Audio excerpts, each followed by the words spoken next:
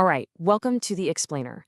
Today we're diving into a question that, a lot of parents and mentors really struggle with. What do you do when a young person you care about seems to be, well, drifting, choosing to do unpaid volunteer work instead of getting a paid job? So this is the actual question we got from a concerned parent, and it really gets to the heart of the dilemma we're exploring today. Now, on the surface, this looks pretty simple, right? It seems like a problem of ambition versus just not doing anything. But what if we're looking at this all wrong? What if this isn't inaction at all? Okay, so to really get this, we've got to dig into where this anxiety is coming from. And as you'll see, it's usually rooted in something really practical and frankly pretty understandable.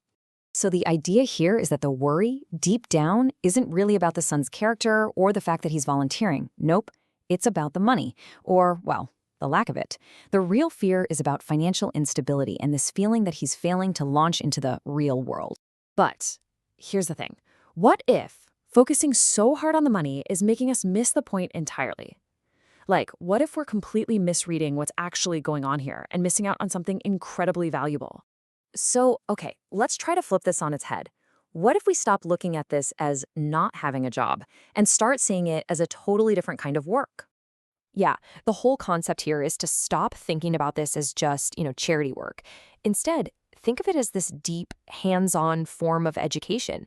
It's field study, right? The real world is the classroom, and the subject is society itself, all the messy, complicated parts.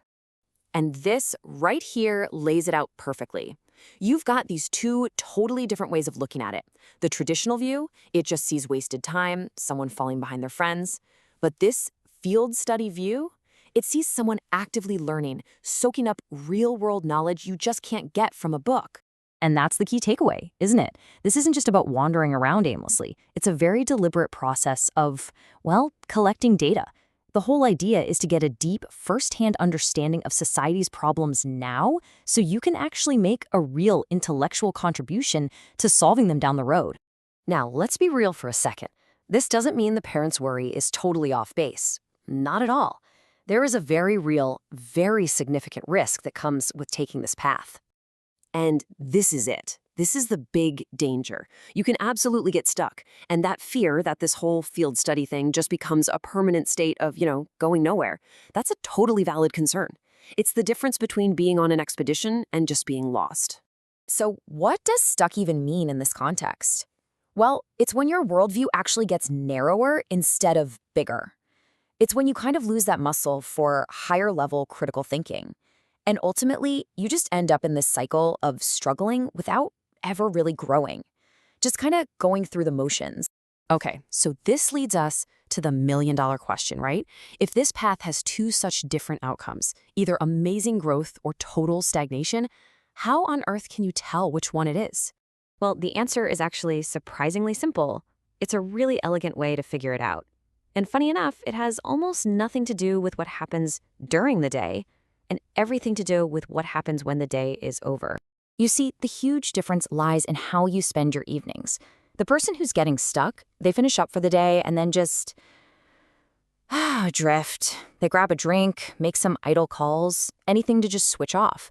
But the person who's actively learning, they finish their work and then the real work begins. They're organizing their notes, recording what happened, and really thinking about what they learned.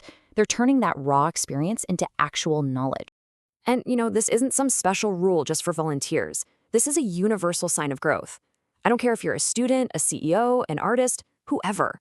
The person who takes the time to process and organize their day is the one who's actually learning and building for the future.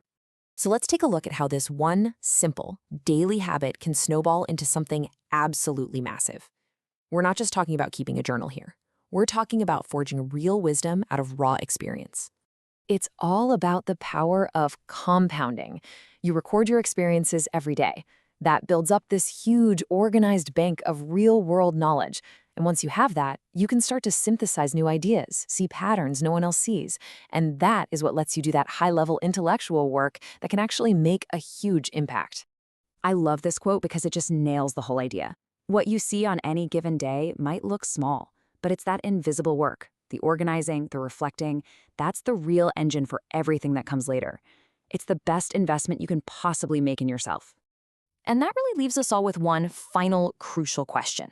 It doesn't matter what you do for a living, if you're a volunteer, a student, a seasoned pro. The question is the same for all of us. When your day is done, are you just letting that experience evaporate, or are you capturing it, recording it, and using it to build a foundation for your tomorrow?